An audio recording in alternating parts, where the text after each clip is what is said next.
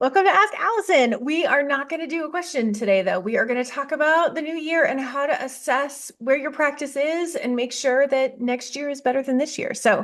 I want you to bring some openness, some new perspective to your practice, whether it's brand new or it's been chugging along for years. And I'm going to guide you through this assessment. There is the free worksheet that goes with it that if you DM the word sheets, I will send it to you, and then you can actually write in the things we're talking about. All right, but first, before we get into it, I would love to thank Therapy Notes. They sponsor Ask Allison. They are the #1 rated electronic health record system available today. They have live telephone support 7 days a week, and it's clear why they're rated 4.9 stars out of 5 on Trustpilot and have a 5-star rating on Google. Therapy Notes makes billing, scheduling, note-taking, and telehealth incredibly easy, and they also offer e-prescribe for you prescribers out there. And if you're coming from another EHR, maybe they raise the rates on you yet again, Therapy Notes makes that transition really easy. They import your demographic data free of charge, and you can get going right away. Find out what more than 100,000 mental health professionals already know. Use promo code ABUNDANT at therapynotes.com, and you'll get 2 months for free that you can learn how to use it, play with it, see if it is the best thing you've ever used before in your practice. I think it will be. All right. So first things first, we're going to assess or reassess when you actually want to work. In case you need reminding, you do not need to work times that you don't want to work. Night owls can roll in at noon. People like me who fade with the sun can stop whenever you need to.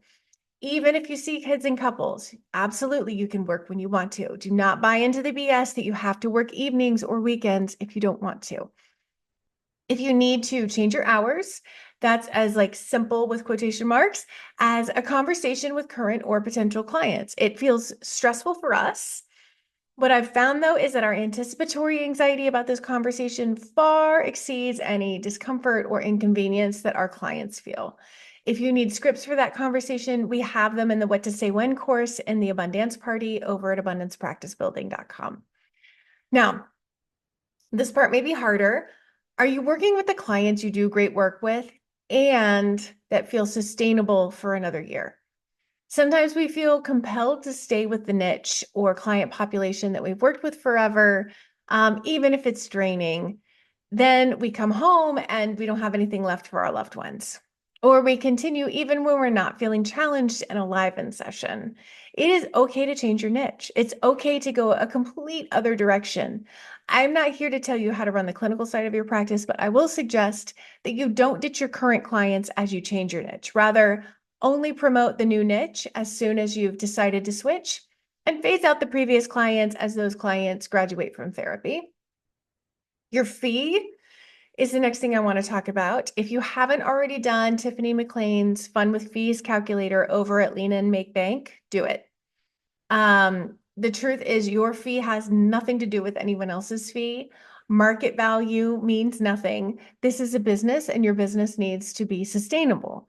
That means knowing how many sessions you can work and still be the person that you want to be for your friends and family or for yourself. That means taking vacations. It means not sweating snow days and some simple math that even I can do. Now, once you've figured out what your fee may need to be by using the Fun with Fees calculator, I want you to know that it's like changing your hours. In my experience working with thousands of therapists across the world, 90-something% of clients don't bat an eye. There may be one or two that really struggle or challenge or ghost you, but nearly everyone I've worked with on this issue is shocked that it went as well as it did. Next, make your practice goals something that you can actually control. A goal like get 3 new clients in January, that's not something you can do. You don't have control over that. It's a result of action you take.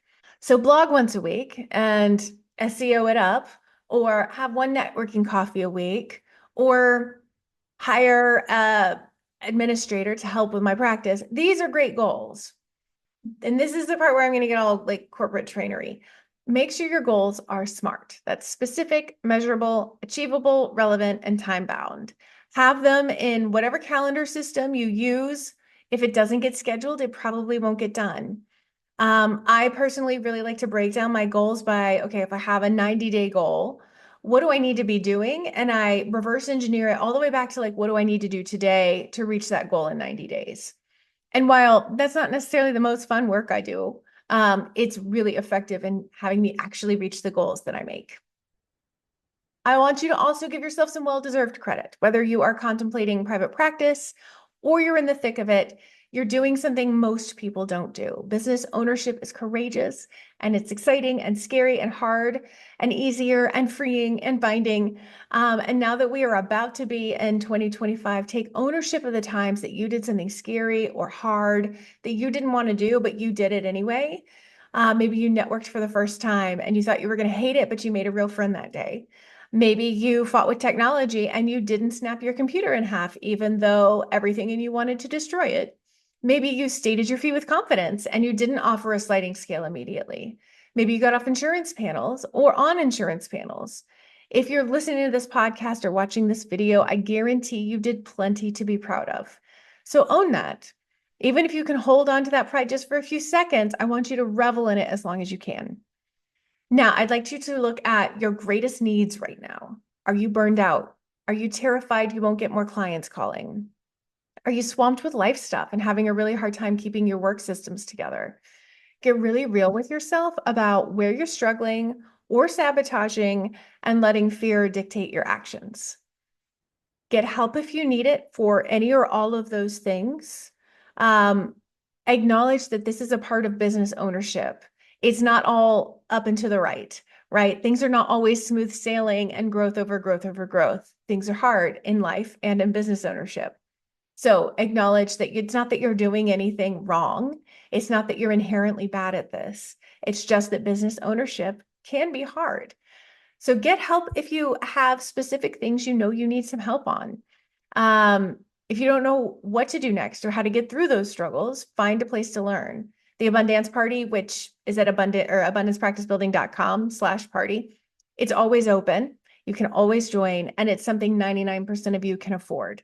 It gives you everything you need to build a successful practice. And if you want more support, we have mentorships. We have limitless practice for those of you who are full but needing to make changes so that you don't stay stuck in burnout.